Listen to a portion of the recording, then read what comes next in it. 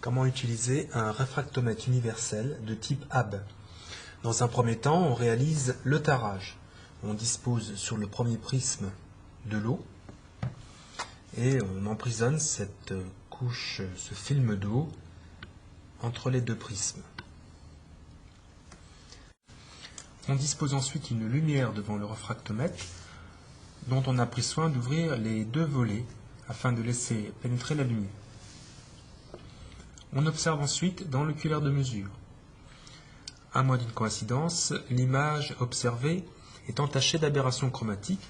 On corrige, on supprime ces aberrations chromatiques à l'aide de cette molette. On doit observer une image noir et blanc dans l'oculaire. Il s'agit en effet d'une plage sombre sur fond blanc que l'on déplace à l'aide de cette molette.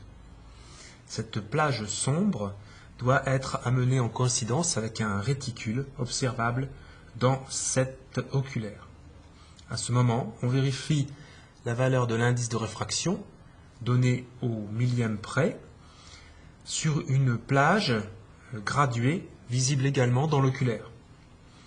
Puisqu'il s'agit ici de l'eau, la valeur de l'indice de réfraction doit être de 1,333.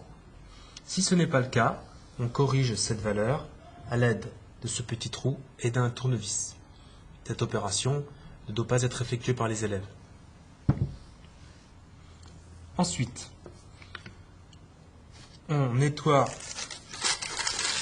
l'eau disposée initialement pour le tarage et on dépose le liquide dont on souhaite mesurer l'indice de réfraction.